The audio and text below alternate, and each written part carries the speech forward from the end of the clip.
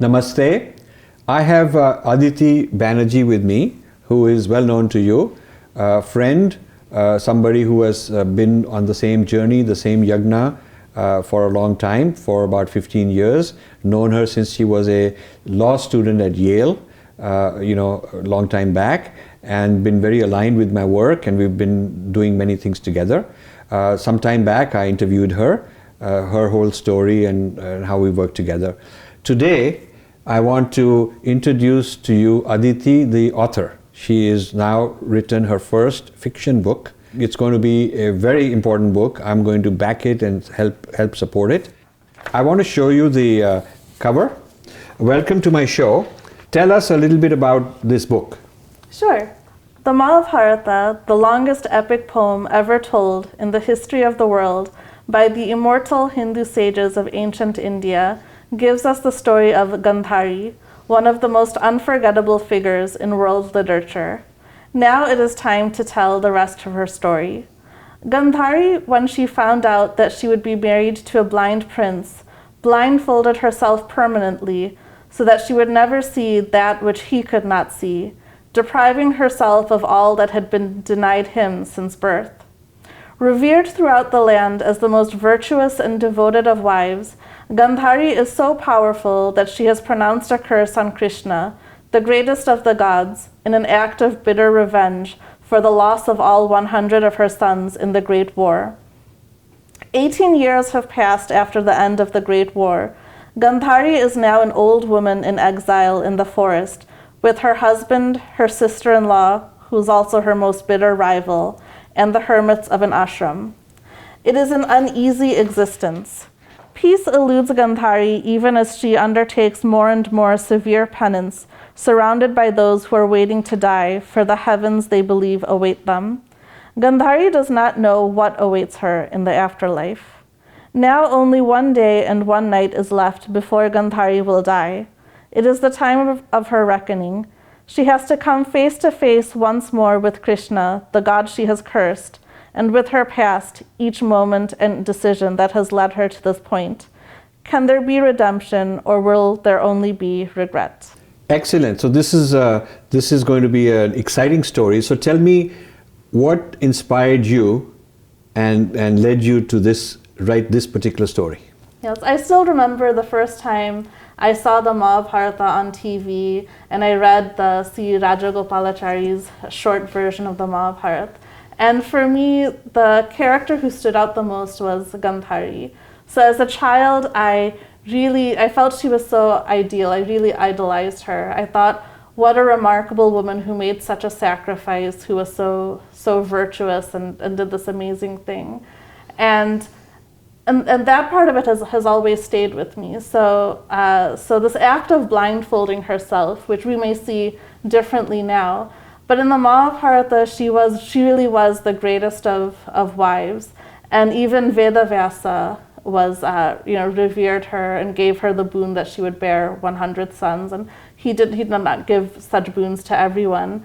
And even Krishna recognized her greatness, and that's why she had so much spiritual power. She was able to look upon her son Duryodhana, and once she removed her blindfold and her gaze fell upon him, and he became invincible, except for where the cloth was tied around him, and that's where he was struck and he had died. So here was a woman who had amazing powers, but the tragedy of her life was that in blindfolding herself, she also became metaphorically blind to so many things, and her family became so capable of such evil, such horrible deeds, and she became blind or powerless to stop that. And then after the war, she had to live after all of her sons had died, and she had to live and I think deal with the regret and wondering, was there anything she could have done to make things different, to prevent the war, to prevent her sons from going down this path. So as I became older, I started thinking about that part of it more, that it's not so black and white, that it's complicated, and how would we think of this figure now. And for me, I've always just had such a great awe and love and reverence for her. And the Mahabharata doesn't really tell us a lot about the end of her life. we know that for 15 years after the war, they lived in Hastinapur with the Pandavas. And how must it have been for her to live with those who'd killed her sons, who had defeated her sons, and to live in their palace? And was it humiliating for her? Was it hard for her? And then after that, she and Dhritarashtra and Kunti go off into the forest to retire. And a few years after that, what we're told is there's a forest fire, and they all perish except for Sanjaya, the charioteer for Dhritarashtra, who comes to tell the story. So I always wondered what happened in that forest, and at the moment of her death, was she at peace? Was there regret, or what was that like? And it's really an exploration of that I've written this story. Very good. So what is, for viewers, what is her significance in the overall story? In other words, her presence results in what of consequence? When I first started writing it, I thought this is a story about an ancient character, someone who's old-fashioned, someone who did something that we don't see happening a lot nowadays. But then in the process of writing it, what I found is her story actually resonates a lot, I think, with women today, because it's not so much about a woman blindfolding herself, but it's about how we as women, as individuals, as human beings, deal with situations, adversities that come into our lives. And sometimes we martyr ourselves, or we make these statements or these grand acts as a way of protecting ourselves from truths and from realities. And when that happens, are there different ways that we could have gone about it? So Gandhari, for example, she was a princess, the daughter of Subala, and she was a woman of remarkable intelligence and strength. So we have this preconceived notion that our heroines are meek, obedient women, but they're not like that. If you read the Mahabharata, if you read the Ramayana, our heroines are extremely strong characters of very powerful will. Like there's a story of Gandhari. She's pregnant, and then she hears that Kunti has born a son, and she's so impatient and frustrated that she strikes her belly so hard that she actually delivers. She gives birth at that moment. So she was a woman of iron will, great intelligence, great strength, and I think that Bhishma may have wanted her to be the bride for Dhritarashtra, to bring those gifts to the kingdom, to help him rule, to be a good ruler. But maybe it was the case that when she was in that situation, all she could see was that she was being married off to a blind prince, and then did she hold herself back from contributing more, from living up to her full potential? And I don't think there are black and white answers to that, but I think you can recognize the immense virtue and greatness of what she did, but also wonder if there were different pathways for her and what we can learn from that. So I felt as I was writing it that so much of her resonated with me, and I'm actually working with a book coach right now, an American woman who's never read the Mahabharata, and this is all culturally unfamiliar to her. But she says she feels that this really would resonate with a lot of women and the journeys that we go through. Cool, very nice. So do you feel that the voluntary blindness is a metaphor for self-delusion, or wanting to stay out of it, denial of the not wanting to face the world, or a sympathy for the blind spouse? And do you feel that rather than saying, okay, my partner is blind, so I'll downgrade myself and become blind, what if the person had said, I'll be the eyes for both of us? Mm-hmm. Yes. I'll compensate for that. Right. You cannot walk, I'll do the walking for you. You cannot see, I'll do the seeing for you. That's sort of right. Compensating. And actually what's interesting is when I started the story, that's what I thought. I thought that the point of the story was to show that she was wrong in blindfolding herself. But then I think what I've heard is that when you write a story, you should be able to surprise yourself, and you should learn something from it, or else the reader also won't learn something from it. And I think it's not that black and white, because I think there's a lot of feminist literature out there now that says, oh, what Gandhari did was out of spite, and it was she was a victim, and she was, this was like her revenge. But I think if that were the case, she would not have had the powers she did have to protect her son, to curse Krishna, to get the boon from Vedavyasa.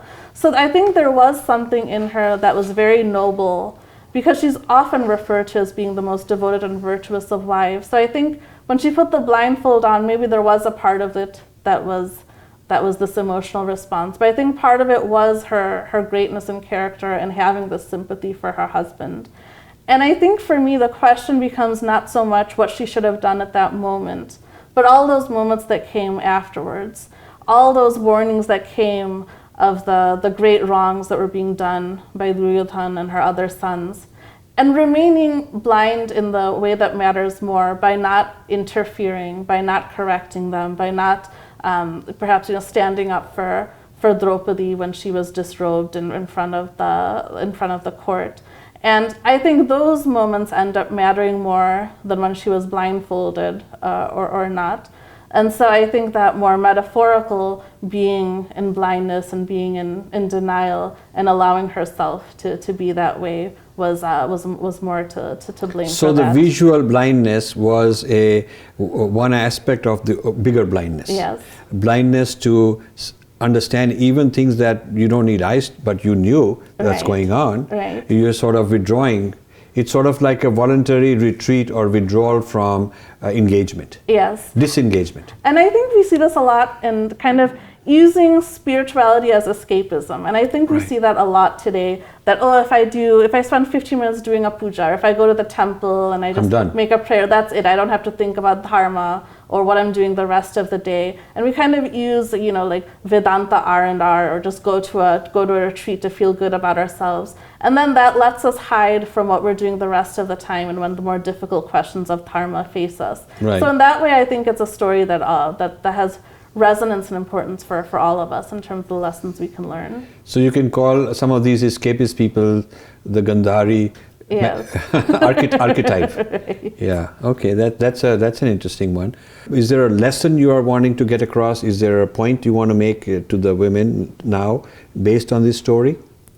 I think for me, it's an homage to Gandhari and to the Mahabharata, and I find nowadays people don't know the stories of the Ramayana and the Mahabharata. And I think a lot of young people, Hindus even, if today you say Gandhari, they may not know who you mean, or they may just know that she blindfolded herself. But I think when you read the stories of, not just Gandhari, but Draupadi, Kunti, Satyavati. Like, for example, I was writing a small scene where Satyavati appears. And she's in some ways, a minor character in the Mahabharata. But if you think about her life, what a remarkable woman she was. She was the daughter of a fisherman. She was ferrying this very powerful rage, Parashar Muni, across the river when he wanted to be with her.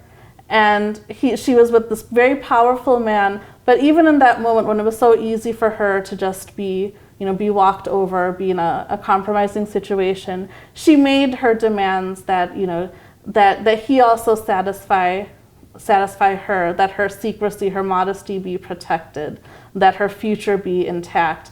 And she won all of these boons for him so that she was in a sense, like a level playing field with him. And from that, Vedavyasa was born, who was such a great person. And then she ended up being in charge of a kingdom that had no heirs, and she saw through the protection of the throne of Hastinapur by using her wit and her intelligence and her strength and her beauty. She was a woman of incredible beauty, and even after Shantanu had passed away, there are so many other kings who could have taken over the kingdom, but she protected it for her heirs. So even that's such a small character that we don't think about much. There's so much strength, so much richness of character there. And what I really wanted to do was not make a lesson, because I think the Mahabharata it's very subtle. I don't think you can make very easy moral lessons out of it.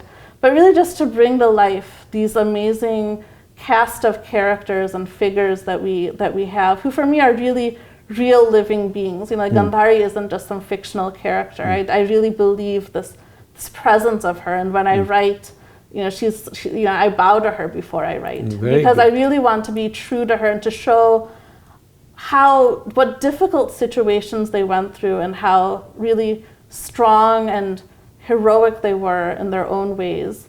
And so for Gandhari, for Kunti, for Draupadi, it's so many things that are remarkable. Even just a small instance from Kunti's life is she had these 5 sons, and how easy it would have been for them to become rivals of each other, for them to be like infighting.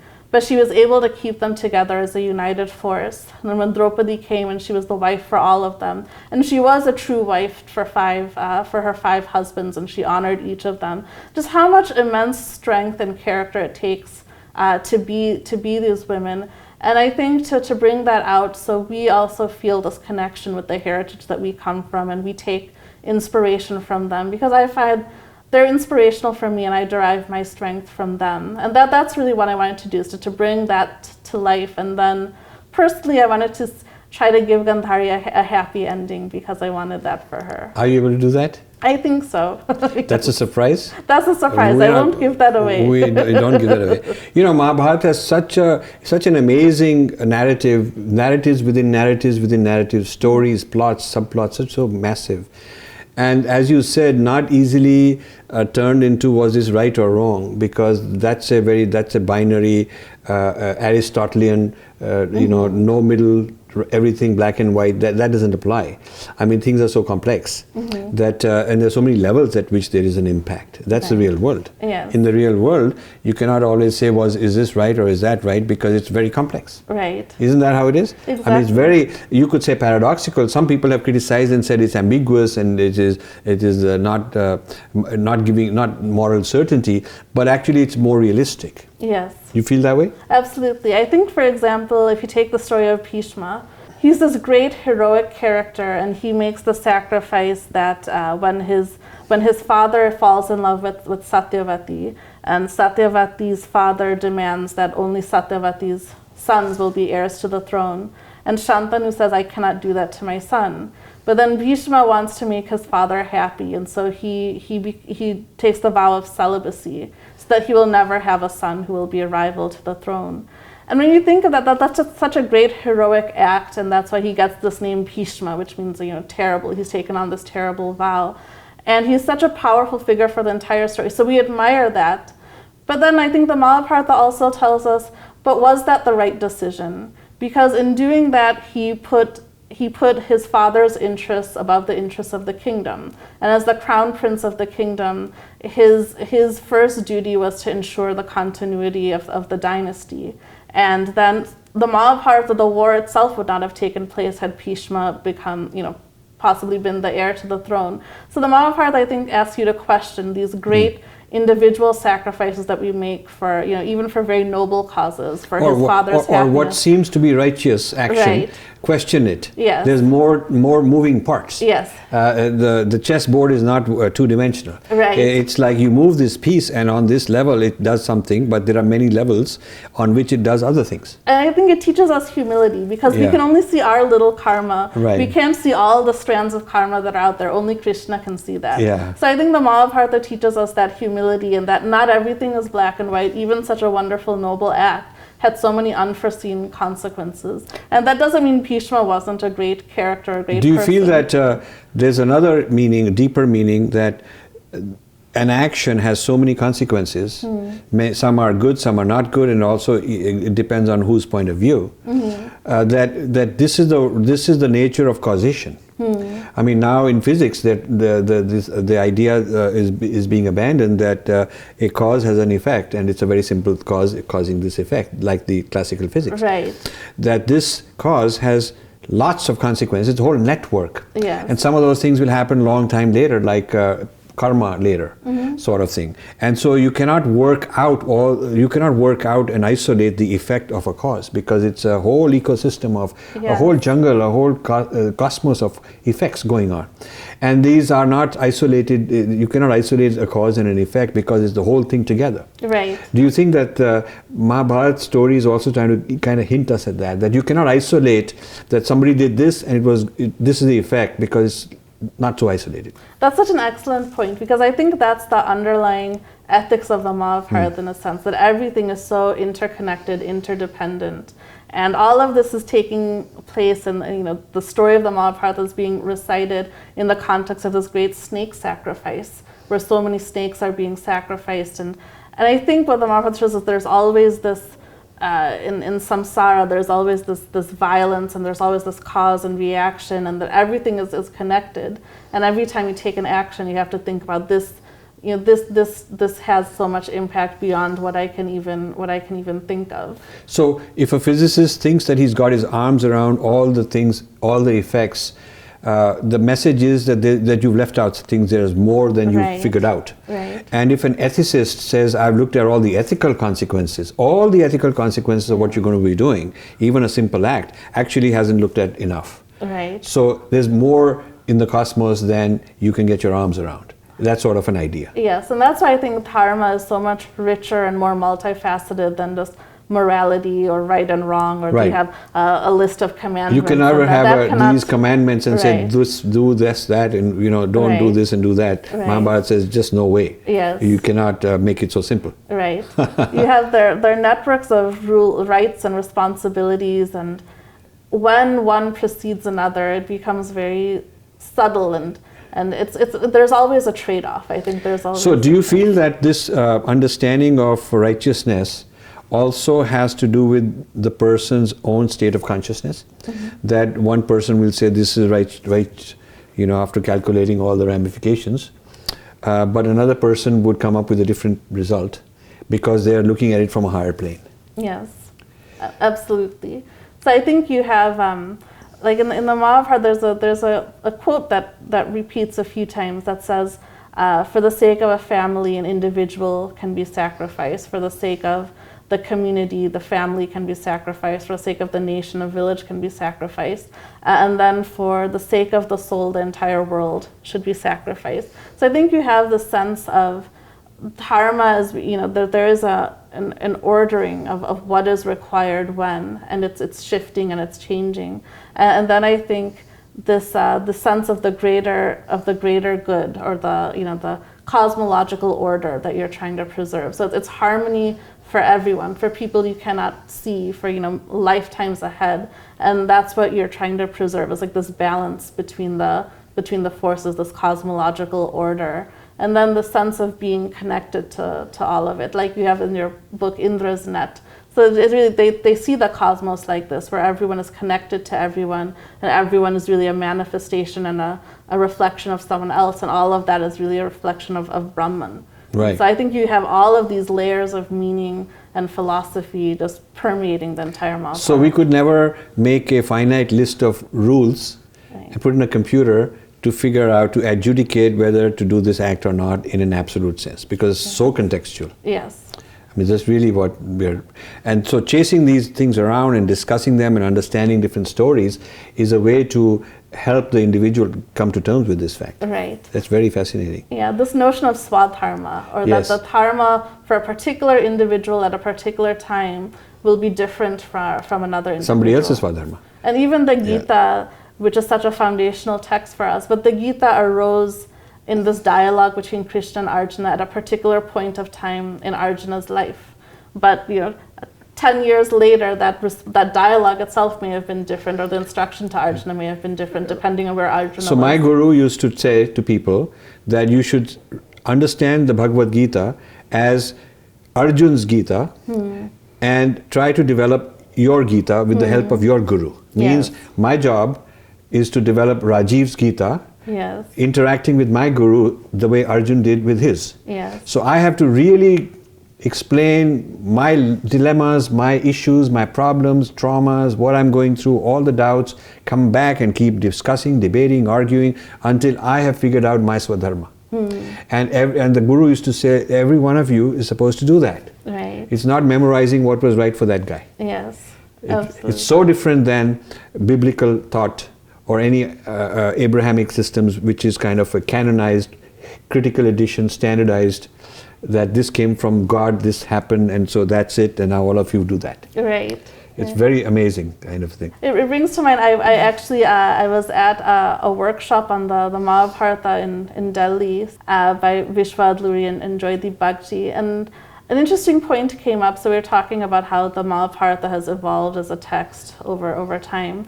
And with the Vedas are very strict rules of transmission that you can't even change the pronunciation of a syllable because that will distort the meaning. And then I was asking what happens with the Mahabharata, the Itihasa and the Puranas. Are the rules as strict? And what they said is, the way the Mahabharata came to us was preserved over generations by scribes, and each scribe would have a particular sarga or parva that they were responsible for, and they would memorize it, they would preserve it, and they would pass it on. And then they would sometimes come across other manuscripts, and those manuscripts may have additional lines that were not in the scripts that they were using. And what would happen is they would not get rid of those lines. They would keep those in the margins. So you had like the canonical text, but you would also include every other single line that you found, because that line may have been divinely inspired, or it may have been part of the original, and you couldn't know. But the basic rule was the glorification of the divine. So if there was a line in there that was somehow glorifying Krishna, then it's worth preserving that, because our tradition is really about like hypertext. That. Yes. And maybe that'll take you somewhere else. Right. Yeah, that's a very good point. Yeah, very good point. So one of the things I want to discuss is Gandhar, the region, is now Afghanistan. Pakistan, Afghanistan. Pakistan, Afghanistan. Yes. I think people don't know that. A lot of people don't know that. I wrote an article when after 9/11, when the U.S. forces invaded Afghanistan, and then the Kandahar, the town Kandahar, was a big battle and a big base, military base. And so everybody was talking about Kandahar. So I wrote an article how Gandhar became Kandahar. That actually, not just a town, but the whole region was called Gandhar. And Gandhari came from there. That's why she's called Gandhari. So there is also a lot about some of the people some of the characters in our old texts are named after some place. Yeah. So you can also plot the huge geography across which these people. So when people talk about there was no unified India and all that, the point is that they are referring to somebody who came from Afghanistan, or what is now called Afghanistan. Somebody else came from another place thousands of miles away, and they go on a pilgrimage which is somewhere here or somewhere there. So the unity of that region is there in the texts. Yes. It may not have this name of a political boundary, but in terms of the consciousness of in the minds of people, this is a unified civilization. Absolutely. In that sense. That's very important. Actually, there's a story of Balaram when he goes on pilgrimage after a certain point in the Mahabharata. He goes all around Bharat, or what we would consider India nowadays. And each kingdom had a role to play in the Mahabharata war. So even in the deep south, there are some states that say, in our history, our king was the one who supplied the food to both sides, the Kauravas and the Pandavas. So that's how strongly rooted our identity is in the civilization of Bharat and in the Mahabharata, that each region, each ethnicity, even beyond the boundaries of what we call India today, had this connection and had this shared sense of history and civilization with each other. So now I want to discuss, when your book comes out, you are giving it a lot of your interpretation. Some people will say, how is this different from Devdutt Patnaik, who in the pretext of taking his own liberty, his own poetic interpretation liberties, the rights of an author, freedom of speech, all that, under that guise, he's also distorted a whole lot of things. He's turned this into what he calls myths, and he's put a lot of Wendy Doniger stuff and Sheldon Pollock kind of spins on it, started looking at it as sort of social, political, human rights issues with his own agendas. So how would your creativity with the text differ from Devdutt Patnaik's? So this is something I do struggle and wrestle with, because the Mahabharata for me, it's not just some epic poem, it's sacred literature. You see it as sacred. I see it as that's a big sacred difference from Devdutt Patnaik right there, because he sees it as myth. Yes, and for me, I don't want to alter the meaning of the Mahabharata or alter the characters in any way. For me, my biggest aim with the book would be if people would go back to the original and read it. Good. Because right now, the Mahabharata is just languishing from neglect. There are manuscripts that are decaying away because no one is bothering to publish them, because there's no interest. There's so many traditional commentaries in the Mahabharata from hundreds, thousands of years ago. And only, I think, Nilkant's commentary has actually been published. By published, I mean there are palm leaf manuscripts that haven't been digitized. In a matter of years, they'll be gone. Because there's no interest in the Mahabharata. And so for me, what I want to do is for people to go back to the original and to read it.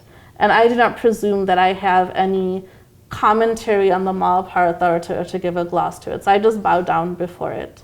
This is a story that I want to tell, not because I think it would alter the Mahabharata or is an improvement on it or anything. It's just something between the lines that I'd like to tell without disturbing the original. So the original, as interpreted, as tradition sees it, predominates. Yes. And so you are basically adding value in the sense of making it accessible to modern people so that they'll get sufficiently interested and want to go back and read the original. Yes. That's where, so you're not replacing the original, which is a huge difference from Devdutt Patnaik, because he says that the traditional interpretation got it wrong. Right. And he's fixing it. Right. And so in a sense, he's an invader. He's kind of invading the Mahabharata and all the itihas he's invading. Right. Back to the book, invading the sacred. I mean, he's invading the sacred. Yes, in exactly. in this sense. And he's changing it to suit his preferences. So if he doesn't like something, Ashwamedha Yagya, it shouldn't be that, it should mean this. And he's changing it to suit his preferences. Right. Whereas for me, the Mahabharata stands on its own. And if inadvertently I had distorted meaning through my misunderstanding, then I would consider that a big mistake. So even when I'm writing this, I'm running it past my gurus, past others, to make sure that it's still intact. The main difference with Devdutt Patnaik is that he presents himself as a non-fiction author. In other words, his suppositions, his interpretations are not in the realm of fiction, but they are actually meant to be true to what the Mahabharata, what our sacred tradition is. And that's why, therefore, a higher degree of scrutiny of his rigor and his scholarship is warranted. So his work, he would like it to be taught in a school or a college as a part of a course on understanding what the Mahabharata says. Mm-hmm. So as opposed to the original interpretation, he's not calling it fiction, he's calling it the truth. Yes. That's the truth. Yes. And according to him, the truth is that the Mahabharata is a myth. So that's what how he's presenting it. Yes. And that's a really sad thing, that such books become bestsellers and you see them all over in airports, and Reliance is supporting him. Right. Yeah. But some people tell me they're having doubts now because of public response. Yeah.